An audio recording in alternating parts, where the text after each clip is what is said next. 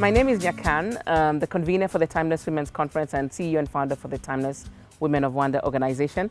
I'm really glad to be here with Alex Chamwada, the founder and CEO for Chams Media, a partner for the Timeless Women's Conference, and one of our great panelists for the Media and Tech panel that will be taking place. Yeah, Yes. yeah.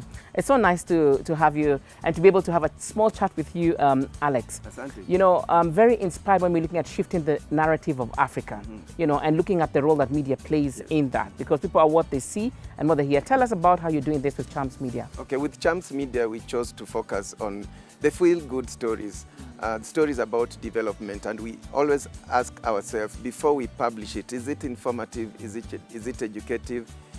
Is it factual? Is it objective? Is it human interest? Is it about us? Does it transform lives? Is it empowering? Is it empowering? That is our vision. You know, for me, media is one of the greatest, actually, if not the greatest platform for levering, you know, Africa's transformation, because I have seen from research that people end up being what they see and what they hear. Yes. And why is it that in Africa specifically, you know, we have become addicted to information and a media pattern with content that does not necessarily empower? The patterns are the same across the globe. What do I mean?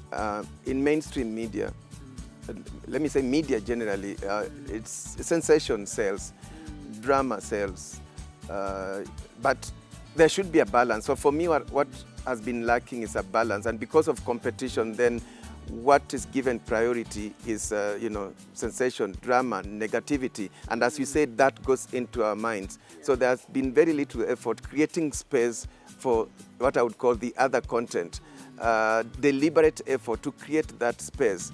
So with time, then you find people are not exposed to information that could help transform their lives. They are used to drama, sensation, and so on, politics.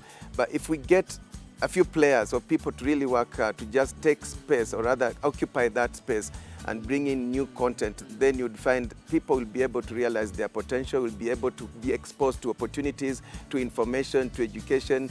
They would be able to think differently. And it takes one or two or three to just make a step, like I would say the way we did as Champs Media. I'm sure that you were going against the grain. How easy or hard was it to do that? It was that hard. It's not easy. Quit my employment in 2014. A well-paying job, because you're one of the, you know, Yeah. top media brands in the region. Yeah, yes, I was top. I had a good job, but I was not fulfilled because I felt I'm just in a game of musical chairs where personally I'm not moving because I'm just churning out the same content day in, day out, and it's about drama, it's about politics. So it wasn't fulfilling for me, and I felt even to my viewers, it's a disservice because I want to use my experience, my skills, my networks to do better, to give content that is a little well thought out and better than what I'm doing. So yes, I was bold enough to just quit my job. I didn't know where I was going because I just wanted to start afresh and start my own thing. So I started my outfit, and I've gathered or mentored a team that is able to move with me and think like me, and we've been growing. So, but it was not easy because media were even not seeing sense in what I'm doing. I would be told that your content does not have commercial value, it's not sustainable, but I'm surprised.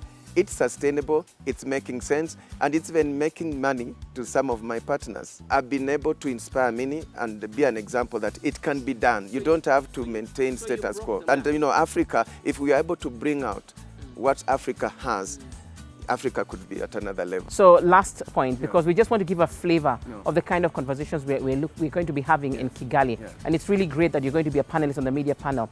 Two things: mentorship, okay? Because your industry is really a cutthroat, you know, very fast moving, you know, very money making industry, and very sensational. How do people stay grounded in that industry, and how do you continue to create impact that's generational?